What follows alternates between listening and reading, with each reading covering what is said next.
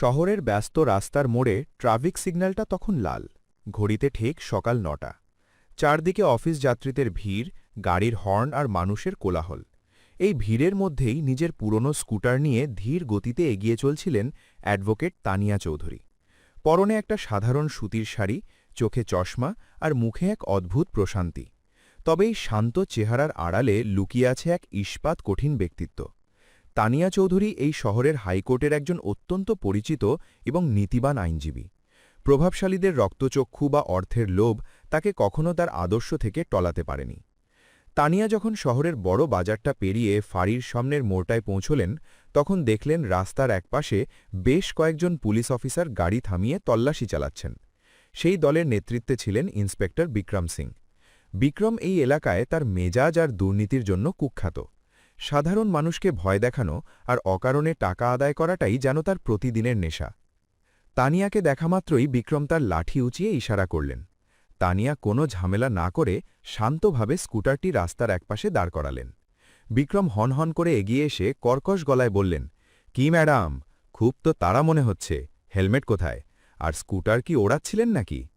তানিয়া খুব শান্ত গলায় জবাব দিলেন, স্যার, আমি মাত্র ২০ কিলোমিটার গতিতে আসছিলাম, আর তাড়াহুড়ো করে বেরোতে গিয়ে হেলমেটটা ভুল করে বাড়িতেই ফেলে এসেছি।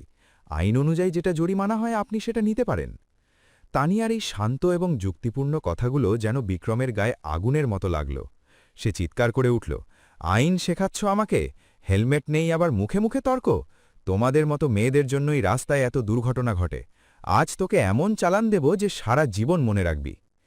তানিয়া নম্রভাবে বললেন, স্যার, ভুলটা আমার হয়েছে, আমি স্বীকার করছি, কিন্তু জরিমানাটা নিয়মমাফিক হওয়া উচিত, এত রাগ করার তো কিছু নেই।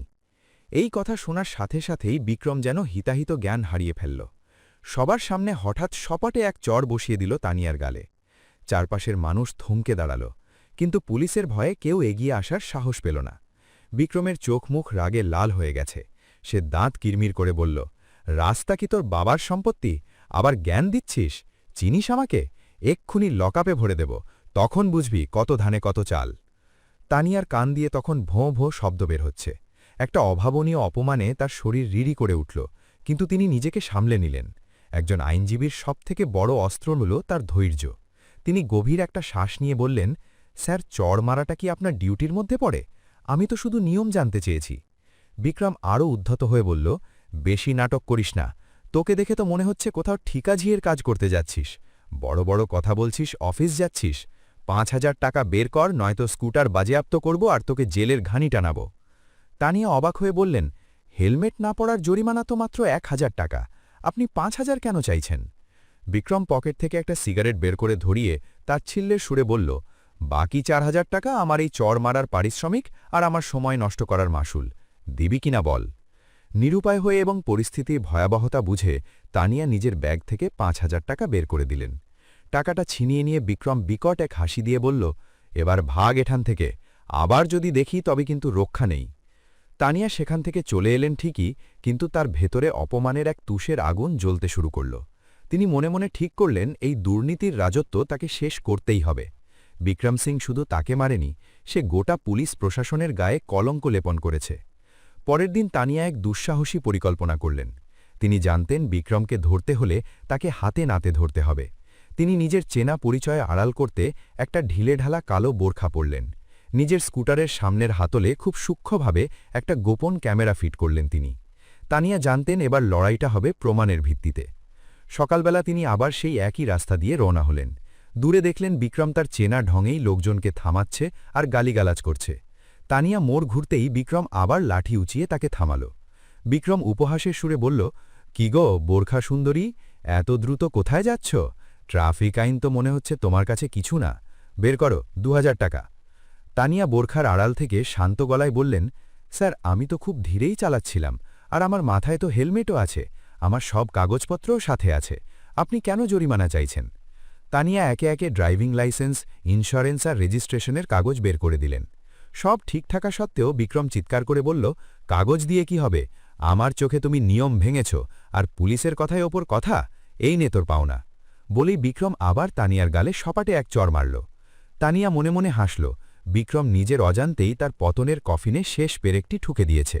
গোপন ক্যামেরায় সব রেকর্ড হচ্ছে। বিক্রম আরও নোংরা ভাষায় তাকে গালি দিতে লাগল এবং শেষমেশ ২,০০০ টাকা জোর করে কেড়ে নিল। অফিসে গিয়ে যখন তানিয়া ভিডিও ফুটেজটা দেখলেন, তার চোখ দিয়ে জল চলে এলো। একজন সৎ সরকারি আধিকারিককে এভাবে সাধারণ মানুষের ওপর অত্যাচার করতে দেখে তার মন কেঁপে উঠল। তিনি কালক্ষেপ না করে সরাসরি এসপি আকাশ মুখার্জির দপ্তরে হাজির হলেন। এসপি আকাশ মুখার্জি একজন দক্ষ অফিসার। তানিয়া তাকে সবটা খুলে বললেন এবং ভিডিও ফুটেজটি দেখালেন। ভিডিও দেখে এসপির কপাল কুঁচকে গেল। তিনি রাগীশ্বরে বললেন, বিক্রমের সম্পর্কে আগেও অভিযোগ এসেছে, কিন্তু কোনো প্রমাণ ছিল না।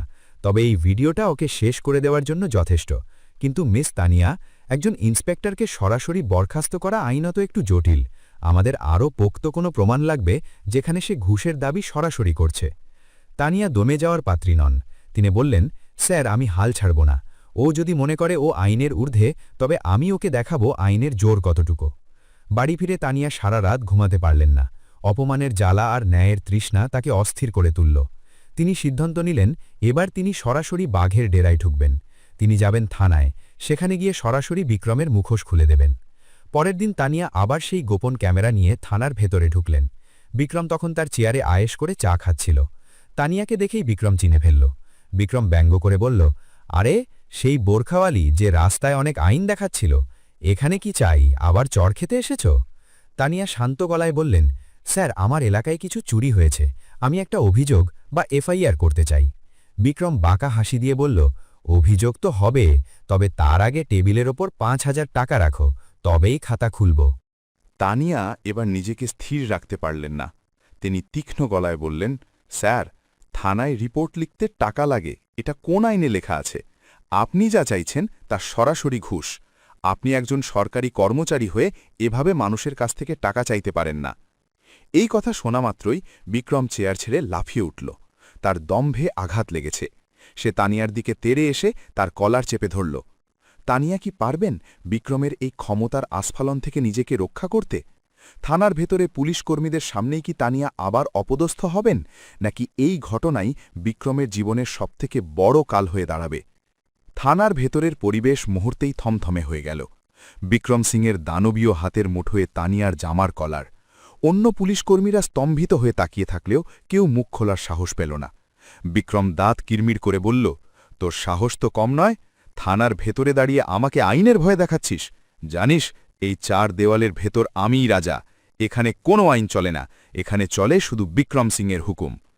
তানিয়া প্রচণ্ড শ্বাসকষ্ট অনুভব করছিলেন, কিন্তু তার চোখে ভয়ের লেশমাত্র ছিল না। তিনি শান্ত কিন্তু দৃঢ় কণ্ঠে বললেন, স্যার, আপনি যা করছেন তার প্রতিটি মুহূর্তের হিসাব আপনাকে দিতে হবে। একজন নিরপরাধ নারীর গায়ে হাত তোলা আর ঘুষ চাওয়া দুটোই জামিনযোগ্য অপরাধ। বিক্রম অট্টহাসি দিয়ে উঠল, হিসাব কার কাছে দেব? তোর মতো একটা ভিখারি যে রাস্তায় বোরখা পরে ঘোরে, সে নেবে আমার হিসাব? যা, তোকে আজ একটা শিক্ষা দিয়ে ছাড়ব। বলেই বিক্রম সপাটে আর এক চড় বসিয়ে দিল তানিয়ার গালে। তানিয়া ছিটকে টেবিলের কোণে গিয়ে পড়লেন। তার চশমাটা নিচে পড়ে ভেঙে গেল, কিন্তু তানিয়ার ঠোঁটের কোণে তখন এক অদ্ভুত বিজয়ের হাসি। কারণ তার হিজাবের ভাঁজে লুকানো সেই অতি ক্ষুদ্র ক্যামেরাটি তখনও সচল ছিল এবং বিক্রমের প্রতিটি আস্ফালন ও অপরাধ রেকর্ড করে নিচ্ছিল। তানিয়া উঠে দাঁড়িয়ে নিজেকে সামলে নিলেন। তিনি আর কোনো কথা না বাড়িয়ে ধীর পায়ে থানার বাইরে বেরিয়ে এলেন। পেছনে বিক্রমের অট্টহাসি আর তাচ্ছিল্য ধাওয়া করছিল তাকে। থানার বাইরে এসে তানিয়া এক দীর্ঘশ্বাস নিলেন। আজ তার কাছে ৩টি অকাট্য প্রমাণ আছে: রাস্তায় অন্যায়ভাবে টাকা নেওয়া, দ্বিতীয়বার চড় মারা এবং থানার ভেতরে ঘুষ দাবি ও শারীরিক নির্যাতন। তানিয়া সোজা চলে গেলেন এসপি আকাশ মুখার্জির ব্যক্তিগত বাসভবনে। তাকে সব ভিডিও ফুটেজ দেখালেন। ভিডিওগুলো দেখার পর এসপি আকাশের কপাল রাগে কুঁচকে গেল।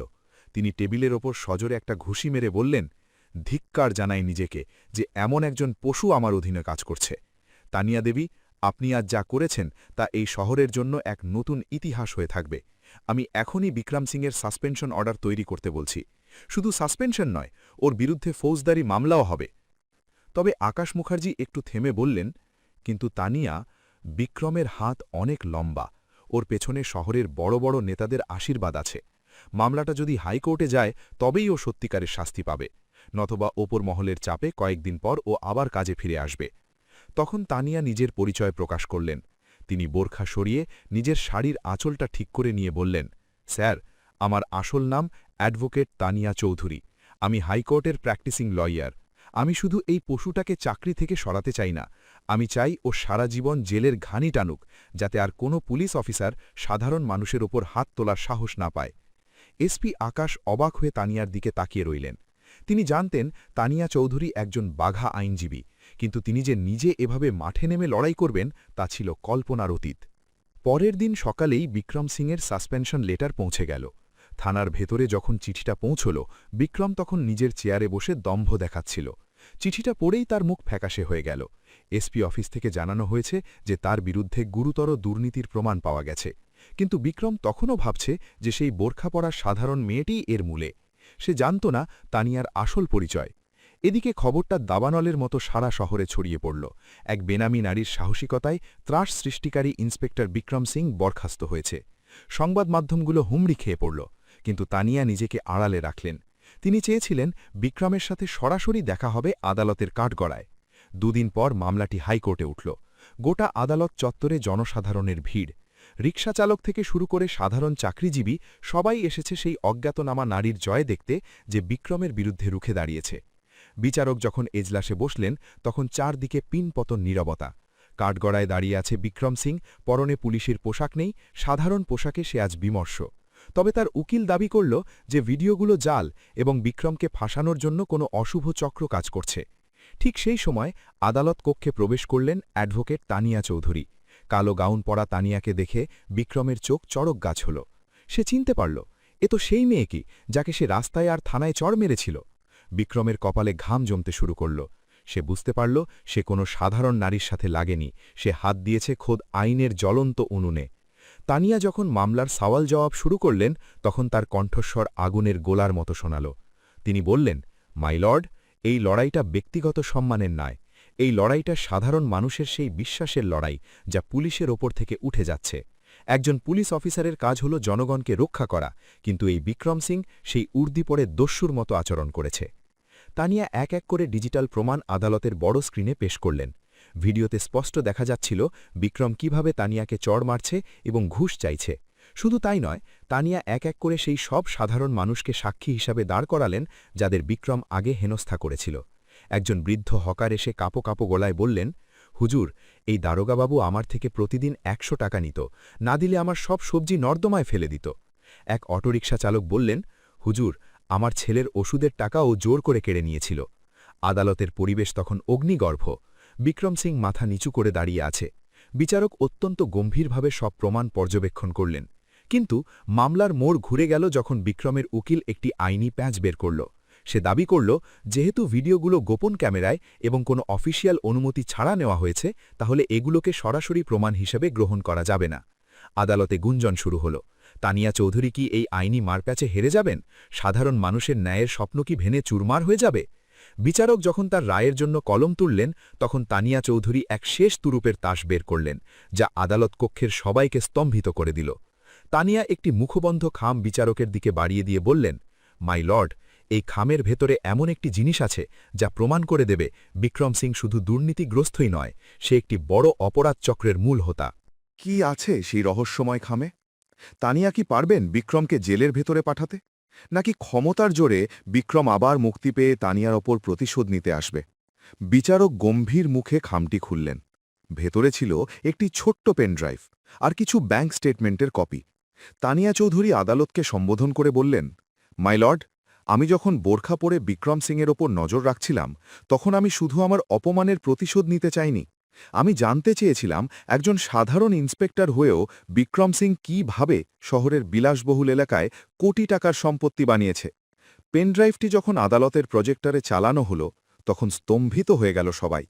সেটি ছিল একটি কল রেকর্ডিং। সেখানে বিক্রম সিংকে এই শহরের এক কুখ্যাত ড্রাগ ডিলারের সাথে কথা বলতে শোনা যাচ্ছে। বিক্রম শুধু ঘুষখোর নয়, সেই ছিল এই শহরের মাদক ব্যবসার অন্যতম রক্ষক। সে টাকার বিনিময়ে মাদক পাচারকারীদের পুলিশের হাত থেকে বাঁচাত। তানিয়া গর্জন গলায় বললেন, এই সেই পুলিশ অফিসার যে একদিকে সাধারণ মানুষের ওপর হাত তোলে আর অন্যদিকে অপরাধীদের কোল দেয়। মাই লর্ড, ব্যাংক স্টেটমেন্টগুলো দেখুন, প্রতি মাসে লাখ লাখ টাকা এর অ্যাকাউন্টে জমা হয়েছে। এর উর্দির নিচে লুকিয়ে আছে এক অন্ধকার জগৎ। বিক্রম সিং তখন থরথর করে কাঁপছে।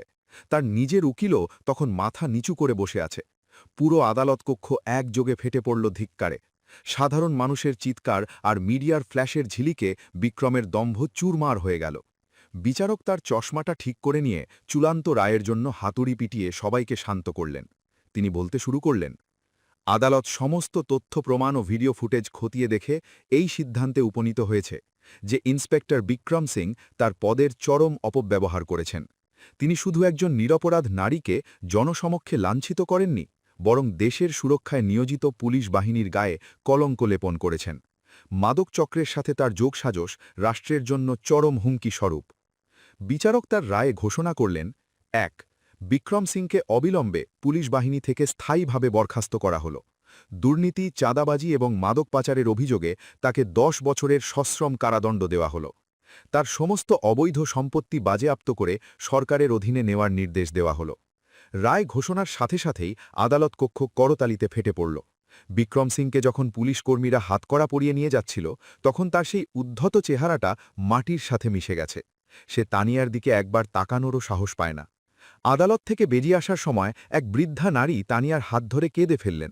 তিনি বললেন, মা, আজ তুই আমাদের মতো হাজারো মানুষের চোখের জল মুছিয়ে দিলি। ভগবান তোকে অনেক বড় করুক। তানিয়া সেই বৃদ্ধাকে জড়িয়ে ধরলেন। তার চোখে তখন জল, কিন্তু মুখে ছিল তৃপ্তির হাসি। বাইরে সাংবাদিকরা তানিয়াকে ঘিরে ধরল। তারা জিজ্ঞেস করল, ম্যাডাম, আপনি একজন বড় আইনজীবী হয়েও কেন নিজে এত বড় ঝুঁকি নিলেন? আপনি তো চাইলে শুধু মামলা করতে পারতেন। তানিয়া শান্তভাবে ক্যামেরার দিকে তাকিয়ে বললেন, আইন শুধু বইয়ের পাতায় থাকলে কাজ হয় না, তাকে প্রয়োগ করতে হয়। আমি যদি নিজের অপমান সহ্য করে ঘরে বসে থাকতাম, তাহলে কাল অন্য কোনো সাধারণ নারীর সাথেও একই ঘটনা ঘটত। আজ আমি জিতেছি, মানে সাধারণ মানুষের জয় হয়েছে। মনে রাখবেন, অন্যায়ের বিরুদ্ধে গর্জে না ওঠা মানেই অন্যায়কে প্রশ্রয় দেওয়া। সেই দিন থেকে তানিয়া চৌধুরী এই শহরের সাধারণ মানুষের কাছে অগ্নিকন্যা নামে পরিচিত হলেন। শহরের ট্রাফিক মোড়গুলোতে এখন আর অকারণে চালানের ভয় নেই, কারণ পুলিশকর্মীরা জানে সেই বোরখা পরা নারী বা সাধারণ শাড়ি পরা আইনজীবী যে কোনো সময় তাদের উপর নজর রাখতে পারেন। সততা আর সাহসের কাছে ক্ষমতার দম্ভ ধুলোয় মিশে গেল। তানিয়া চৌধুরীর এই লড়াই শুধু একজন দুর্নীতিগ্রস্ত অফিসারকে সরানোর ছিল না, এটি ছিল ন্যায়ের শাসনের এক নতুন সূর্যোদয়। উপসংহার: গল্পটি আমাদের শেখায় যে সত্যের পথ কঠিন হলেও জয় সব সময় সত্যেরই হয়। অন্যায়ের প্রতিবাদ যদি সঠিক সময় করা যায়, তাহলে কোনো অশুভ শক্তিই টিকে থাকতে পারে না। বন্ধুরা, ভিডিওটি ভালো লাগলে লাইক, কমেন্ট, শেয়ার এবং সাবস্ক্রাইব করতে ভুলবেন না।